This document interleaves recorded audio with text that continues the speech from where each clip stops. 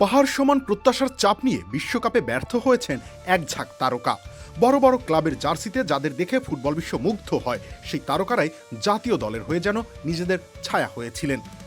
4-4-2 কম্বিনেশনে তাদের নিয়ে বিশ্বকাপের একটা ফ্লপ একাদশ বানিয়েছে খেলা ৭১।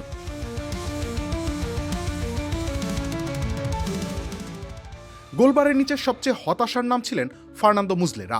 40 বছর বয়সী উরুগুয়ের এই অভিজ্ঞ গোলরক্ষক পুরো টুর্নামেন্ট জুড়েই ছিলেন ম্লান। স্পেনের বিপক্ষে ভয়াবহ এক ভুলের খেসারত দিতে হয় তাকে।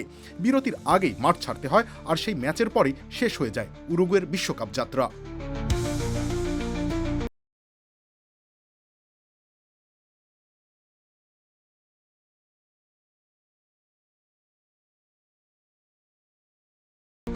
জার্মানির অধিনায়ক জোশুয়া কিমিখের কাছেও প্রত্যাশা ছিল অনেক, কিন্তু নেতৃত্বের পরীক্ষায় তিনি পাশ করতে পারেননি।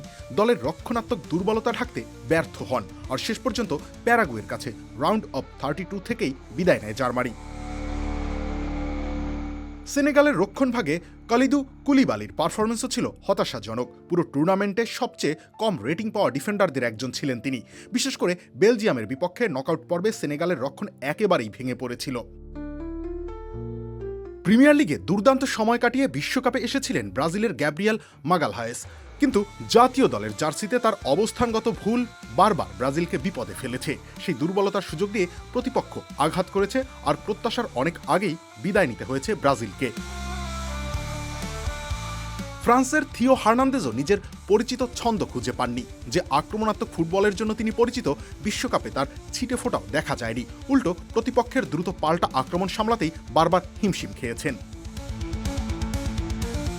মাঝমাঠেও ছিল একের পর এক বড় নামের ব্যর্থতা। উরুগুয়ের ফেদেরিকো ভালভার্দে রিয়াল মাদ্রিদের মিডফিল্ডের প্রাণ হলেও বিশ্বকাপে ছিলেন পুরোপুরি নিষ্প্রভ। পর্তুগালের ভিতিনিয়ার অবস্থাও ছিল একই রকম। ফরওয়ার্ডদের সঙ্গে সংযোগ তৈরি করতে পারেননি, সামনের দিকে কার্যকর পাস দিতে ব্যর্থ হয়েছেন বারবার। ফলে কাগজে কলমে শক্তিশালী পর্তুগালের আক্রমণভাগও অনেকটা বিচ্ছিন্ন হয়ে পড়ে। ডিফেন্সিভ মিডফিল্ডে জায়গা পেয়েছেন ব্রাজিলের ক্যাসেমিরো।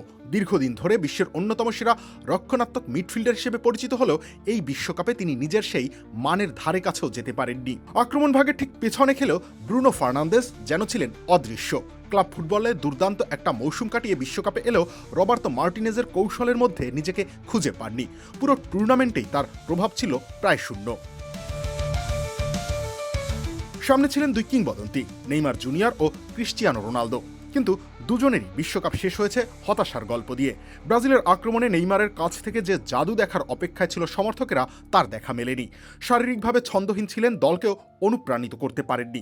অন্যদিকে 41 বছর বয়সী ক্রিস্টিয়ানো রোনালদো রূপকথার মতো বিদায়ের স্বপ্ন দেখেছিলেন, কিন্তু বাস্তবতা ছিল একেবারেই ভিন্ন।